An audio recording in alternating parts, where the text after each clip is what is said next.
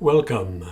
This is the National Association of Black and White Men Together and the presentation during Black History Month. And we'll talk about the issues of black voting over the centuries. But let's start with some calming and reassuring notes from the poet Maya Angelou.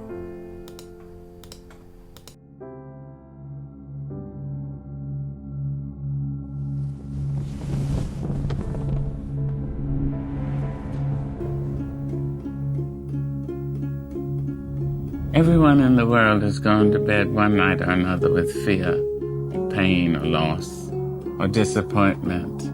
And yet each of us has awakened, arisen, somehow made our ablution, seen other human beings, and said, "Morning, how are you? Fine, thanks, and you?" It's amazing. Wherever that abides in the human being, there is the nobleness of the human spirit. Despite it all, we rise.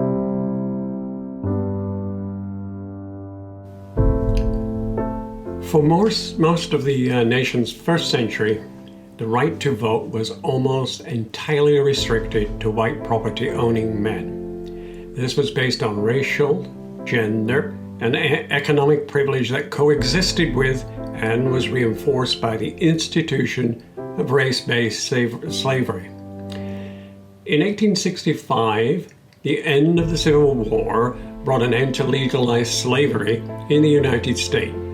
It also ushered in the revolutionary time period known as Reconstruction. As newly freed African Americans stepped forward to claim their full rights as citizens, including the right to vote, they defined and demanded a new vision of American democracy based on principles of racial equality. Reconstruction occurred from 1865 to 1877. In 1865 and 1866, African Americans held political conventions in states across the South. They protested their treatment by the governments of former Confederate states, which had agreed to abolish slavery but also enacted black codes. These were discriminatory laws that restricted civil rights of newly freed people and forced them to sign labor contracts with white planters. Freedmen's conventions drew national attention to the injustices of black codes. The conventions also petitioned Congress for voting rights and recognition as equal citizens under the law. Frederick Douglass said, quote, "Whatever may be tolerated in monarchical and despotic governments, no republic is safe that tolerates a privileged class or denies any of its citizens equal rights and equal means to maintain them." And let's turn to African American women and equal rights. During the Reconstruction era, black women helped lead the struggles to create a more just, free, and equal society from slavery. In May 1866, at the 11th National Women's Rights Convention in New York, writer and longtime anti-slavery activist Frances Ellen Watkins Harper shared the platform alongside the white suffragists Elizabeth Cady Stanton and Susan B. Anthony. In her speech, Harper reminded the audience, women and men, black and white, they all shared a common interest in the cause of freedom and justice. At the convention, Harper and other activists formed the American Equal Rights Association, which vowed to, quote, "secure equal rights for all American citizens, especially the rights of suffrage, irrespective of race, color, or sex." In 1867, Congress passed the Reconstruction Acts, which placed former Confederate states under military rule until they ratified the 14th Amendment and established new constitutions guaranteeing equal rights and protection to African Americans. Under the Reconstruction Acts, black men in southern states could vote and hold office for the first time. They served as delegates to state constitutional conventions and replaced the black codes with new laws that protected civil rights and established public education for all children. While not allowed to vote, black women attended political meetings alongside men and voiced their options on issues. Many also accompanied their husbands and other male relatives to polls. While the Reconstruction Acts of 1867 established voting rights for most black men in the South, most northern states except Maine and Vermont still restricted the vote to white men.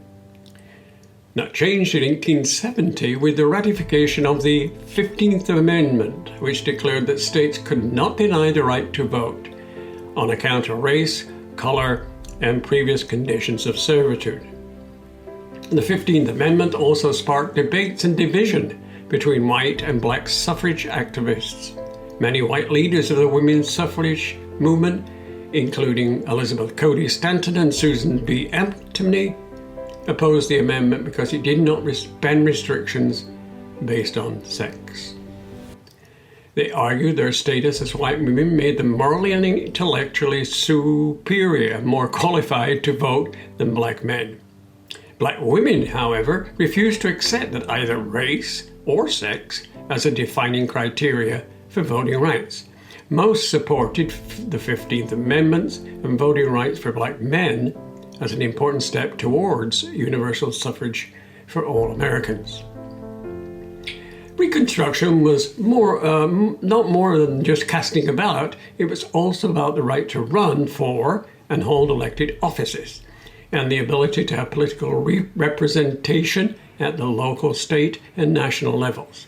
Between 1865 and 1876, federal laws removed racial barriers to the ballot box and political office. Over 1,500 African American men held public office in southern states and local governments. Perhaps the most visible example of African American political gains during Reconstruction was the election of the first black senators and representatives to the U.S. Congress. While these officials represented the newly freed constituents of the southern states, they also advocated for the rights of African Americans nationwide. Meanwhile, it was a fixed purpose of the Democratic Party in the South that blacks could not vote, and murder was a common means of intimidation to prevent them. During Reconstruction, white Southern Democrats used violence, intimidation, and electoral fraud to suppress the votes of black men who mostly supported the Republican Party.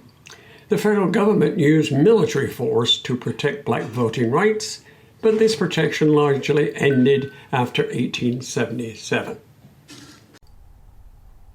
Within the women's suffrage movement, however, racial divides persisted and reflected the system of segregation and disenfranchisement that relegated African Americans to second-class citizenship. Black civil rights activists called out white leaders of the National American Women's Suffrage Association for refusing to condemn racial injustice in the South. At the 1913 Women's Suffrage Parade in Washington, D.C., white organizers asked African American delegates to march at the rear in a segregated group rather than being at the front. The 19th Amendment, ratified in 1920, extended the right to vote to women nationwide. However, the same methods used to disenfranchise black men throughout the South after the passage of the 15th Amendment were also used to keep black women from voting. It would take 4 more decades, another federal law, and mass civil rights movements that came to be known as the Second Reconstruction to make good on the Constitution's promise of voting rights for African Americans. The Second Reconstruction tells us about a century after the end of slavery and Reconstruction, a new generation of African Americans rose up to claim the full rights of citizenships that had been promised but long denied to them, including the right to vote. Across the South and nationwide, civil rights activists organized and mobilized to register voters and challenge discriminatory voting laws. An early victory came in 1944 when the U.S. Supreme Court agreed with Thurgood Marshall and the NAACP's argument in Smith versus Allwright that the Texas State Democrats Party policy of holding primary elections that excluded black voters was unconstitutional. In 1964, the 24th Amendment was ratified, banning the use of the poll tax in federal elections. In March 1965, Hosea Williams of the Southern Christian Leadership Conference and John Lewis of the Student Nonviolent Coordination Committee, or known as SNCC, organized a march for voting rights in Alabama. 600 marchers were stopped at the Edmund Pettus Bridge outside Selma by Alabama law enforcement officers and brutally attacked. Television coverage of Bloody Sunday outraged viewers. President Johnson introduced the Voting Rights Act to Congress in March 1965, the same month that voter registration protests began in Selma, Alabama. The violence there added pressure to Congress to act, and the bill passed in 4 months. The law outlawed literacy tests, poll taxes, and other obstacles to voting. It gave the federal government the authority to take over voter registration, whatever voting rights were threatened. The 26th Amendment, ratified in 1971, lowered the voting age from 21 to 18, bringing a new wave of younger voters to the polls to have their voices heard on issues such as affirmative action, women's rights, and the Vietnam War. By the early 1990s, African American political representation reached and surpassed Reconstruction era levels. At the same time, efforts to roll back and restrict voting rights began gaining momentum. So, continuing the fight in the 2000s and towards today. The Voting Rights Act is no ordinary legislation. It is extraordinary because Congress embarked on a mission long delayed and of extraordinary importance to realize the purpose and promise of the 15th Amendment. So why do voting and voters matter? In 2000, reports of voter suppression in Florida during the U.S. presidential election, including the purge of thousands of eligible black voters from county registration rolls, prompted an NAACP lawsuit and a U.S. Civil Rights Commission investigation. The Help America Vote Act, which was passed in 2002 with the goal of improving the election process nationwide, requires updating of voting equipment at the local level and better voting registration. And those lists were meant to ensure eligible voters were not refused access to the ballot. In 2006, Congress passed the Fannie Lou Hamer, Rosa Parks, Coretta Scott King, Cesar Chavez, Barbara Jordan, William Velquez, and Dr. Hector Garcia Voting Acts, Reauthorization, and Amendment Acts. Amongst its provisions, it extended the life of the 1965 Voting Rights Act and provided for federal observers of elections to prevent voter fraud and misapplication of voter laws. In 2008, the U.S. presidential election saw the most racially and ethnically diverse voter turnout in U.S. history. For the first time, black women had the highest voter turnout rate of any racial, ethnic, and gender group. Since the election of President Barack Obama in 2008, states nationwide have passed laws that place new restrictions on voting rights. These measures, which include the introduction of voter ID requirements and limits on early voting, disproportionately impact African Americans and other racial minorities, as well as young and elderly voters, people with lower incomes, and people with disabilities. In 2013, the U.S. Supreme Court, in the case of Shelby County versus Holder, struck down key parts of the 1965 Voting Rights Act as unconstitutional. In 2019, Stacey Abrams of Georgia said, quote, "Let's be clear. Voter suppression is real. From making it harder to register and stay on the rolls to moving and closing polling places to rejecting lawful ballots. We can no longer ignore these threats to democracy. Reconstruction changed the nation in fundamental ways. 3 new amendments to the U.S. Constitution abolished slavery, provided equal protection of the laws for all citizens, and banned racial discrimination in voting.